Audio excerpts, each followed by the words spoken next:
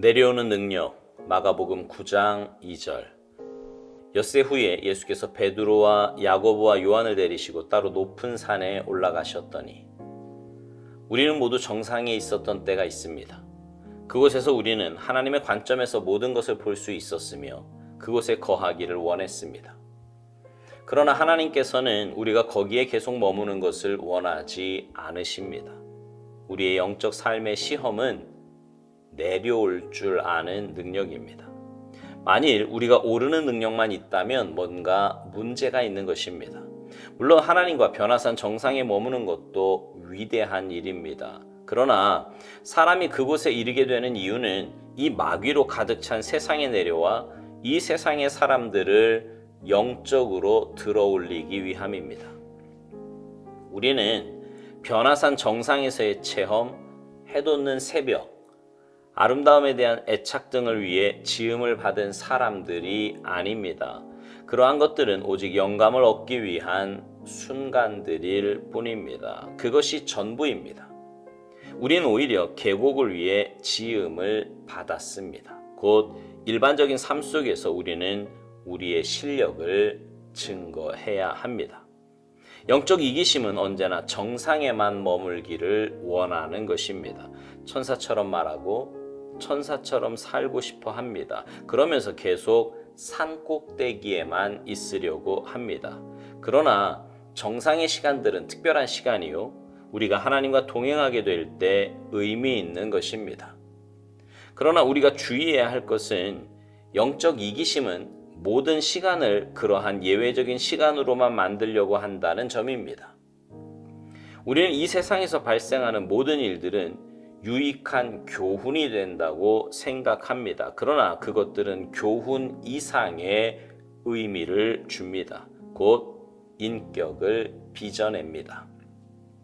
산 위의 정상은 우리에게 뭔가 가르치기 위한 것이 아니라 우리를 뭔가로 만들기 위한 것입니다. 이 경험이 무슨 유익이 있지? 라는 질문은 위험한 함정을 안고 있습니다. 영적인 세상에서는 이러한 질문에 답이 없습니다. 산 정상에 있는 순간들은 드문 기회들이며 그 기회들은 하나님의 목적을 이루기 위한 귀한 체험들입니다.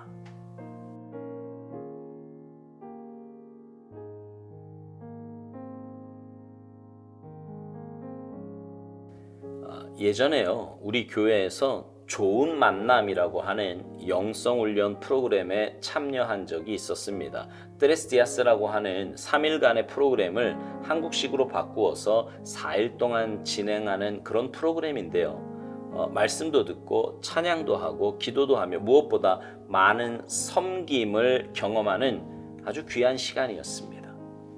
우리 교회에서도요, 많은 성도님들이 그곳에 참여하여 굉장히 큰 은혜를 받았습니다. 어떤 분들은 여기가 작은 천국인 것 같다, 더할 나위 없이 좋은 시간이었다, 이렇게 말씀하는 분들도 있었습니다.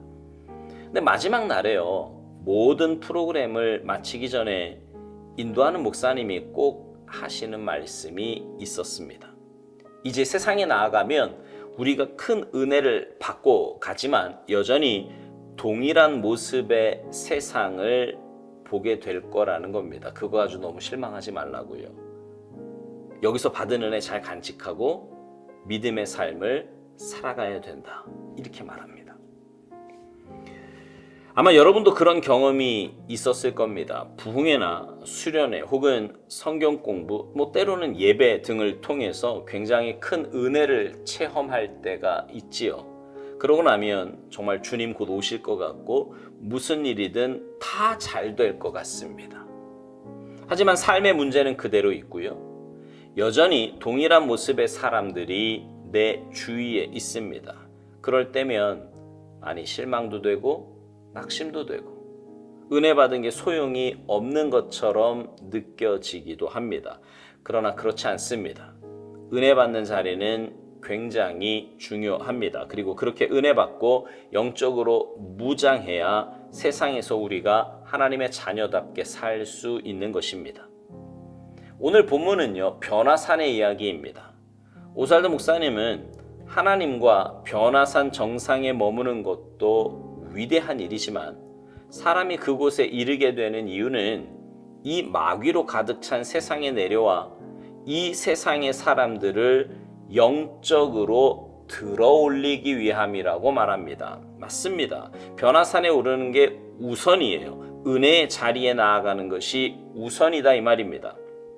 이 험한 세상에서 점점 이상해져 가고 미쳐가는 이 세상에서 하나님의 자녀로 하나님 나라 백성으로 올바로 살기 위해서는 반드시 은혜의 자리로 나아가야 합니다. 그러나 은혜 받는 것으로만 그쳐서는 안 됩니다. 우리는 변화산에만 머물러서는 안 됩니다. 다시 말해 은혜 받는 자리에서만 있어서는 안 된다는 거예요. 은혜 받았으면 이제 세상에 나아가야 합니다. 주님은 한 번도 너희끼리 모여서 살아라. 세상은 어둡고 악하니 세상에 절대로 나가지 말아라. 이런 말씀하신 적 없습니다. 오히려 우리를 향해 너희는 세상의 빛이다. 세상의 소금이다. 이렇게 말씀하셨습니다. 빛은요, 어두움으로 나아가야 진가를 발휘할 수 있습니다. 소금도요, 혼자 있어서는 아무 쓸모가 없습니다. 음식에 넣어지고 부패한 것에 넣어질 때 그 가치가 극대화되는 것입니다. 우리도 마찬가지예요. 은혜 받았으면, 그 놀라운 사랑과 은혜를 깨달았으면 그것을 몰라서 세상에서 방황하고 엉뚱한 곳에서 길과 방법을 찾는 자들을 주님 앞으로 인도해야 합니다. 오스왈드 목사님은 은혜 안에만 머무는 것이 잘못된 것임을 이렇게 비유로 말합니다. 우리는 변화산 정상에서의 체험, 해돋는 새벽, 아름다움에 대한 애착 등을 위해 지음을 받은 사람들이 아니라고요.